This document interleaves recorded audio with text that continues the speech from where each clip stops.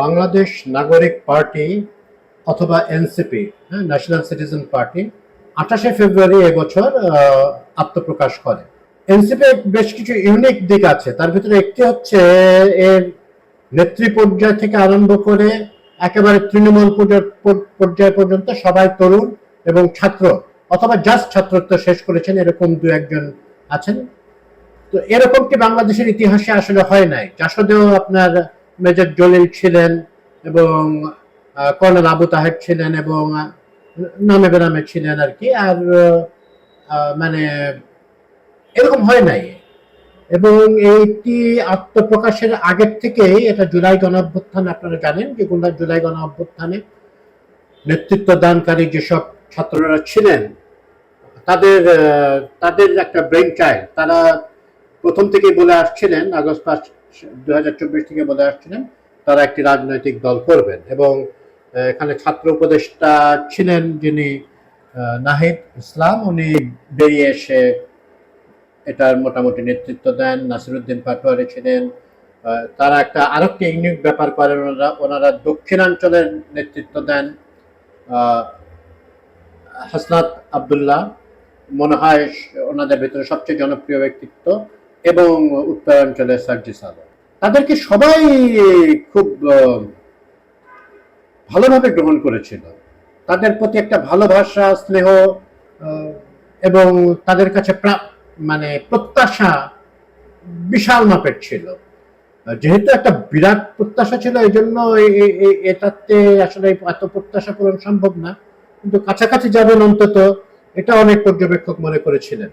তারা যে এখনো বলার সময় হয় নাই যে তারা সফল হয়েছেন কি হন নাই, কেউ কেউ বলা শুরু করেছেন যে এনসিপির ভবিষ্যৎ আসলে তেমন জোরালো কোনো ভবিষ্যৎ ওনারা দেখতে পাচ্ছেন না। বাংলাদেশে এনসিপির মতো একটি পার্টির জায়গা ছিল, যেহেতু আওয়ামী লীগ সিনিয়র নাই এবং বিএনপি সর্ববৃহৎ দল, এবং অনেকেই চাচ্ছেন না একটা ইসলামিক দলগুলো ক্ষমতায় আসুক, সেখানে আরেকটি সেন্ট্রিস্ট পার্টির খুবই দরকার ছিল। এনসিপি এই জায়গাটা পূরণ করবে বলে অনেকে মনে করেছিলেন। তো এখন পর্যন্ত তাদের যে কার্যকলাপ দেখা যাচ্ছে, এই মুহূর্তে এই প্রত্যাশা পূরণ করাটা তাদের জন্য কঠিন হবে। আমি খুব ওপেনলি বলি যে আমি তাদের প্রতি একটা আমার সফট কর্নার আছে। তারপরে বলছি যদি নির্মোহ বিশ্লেষণ করা হয় তো করা হয়। ওনারা আন্দোলনের আগের থেকেই আরেকটি ব্যাপার হচ্ছে, একটা প্রশ্নের জন্ম দিয়েছে। যখন নাহিদ ইসলাম চলে আসলেন তখন বাকি দুজন উপদেষ্টা থেকে গেলেন, তখন থেকে কিন্তু একটু জনমনে প্রশ্ন থাকলো, এনারা কেন থেকে গেলেন? ওনারা কি সরকারের থেকে কাজ করবেন? এবং এটাকে কিংস পার্টি বলা শুরু হলো, একটা কনসেন্ট্রেটেড ক্যাম্পেইন হলো তাদের এগেইনস্টে। কিংস পার্টি বললো। কিংস পার্টির যারা এগুলো বলেন তারা কিংস পার্টি কি এই ব্যাপারটা ওনারা বোঝেন। হ্যাঁ, ওনারা বিপ্লবের নেতৃত্ব দানকারী হিসেবে তাদের অনেক তারা সমন্বয়ক পরিচয় দিতেন এই বৈষম্য বিরোধী ছাত্র আন্দোলন। তারা সরকারের কাছ থেকে যে প্রাপ্য সম্মান এবং সুবিধা সেটা তারা কিছু পেয়েছে, কিন্তু ন্যাশনাল সিটিজেন পার্টি গঠিত হওয়ার পরে যে বিশাল কিছু পেয়ে গেছেন তারা, তা হয় নাই। গোপালগঞ্জে কেন তাদের উদ্ধার করা হবে? ওনারা দেশের নাগরিক হিসেবে উদ্ধার পাওয়ার অধিকার রাখেন এবং ওনারা জাতীয় নেতাই। ওনাদের নেতৃত্ব ছাড়া এটা হতো না। হাসিনা অন্তত 2024-এর 5ই আগস্ট উনি পড়তেন না। তো প্রসঙ্গে আসি যে ওনারা কেন সবকিছু বিগড়ে গেল।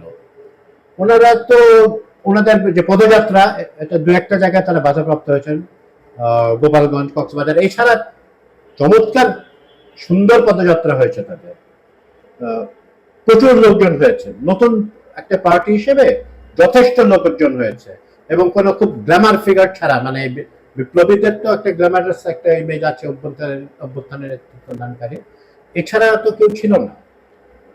কিন্তু ওনারা করলেন কি, ওনারা সব পার্টির সাথে গায়ে পড়ে ঝগড়া করা শুরু করলেন।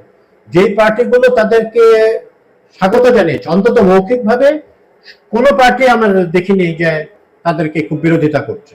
কিছু সাংবাদিক বা কিছু রাজনৈতিক বিশ্লেষক কিছু বিরোধিতা করেছেন, কিন্তু মূলত তারা প্রকাশ্যে রাজনৈতিক দলগুলো তাদেরকে স্বাগত জানিয়েছে।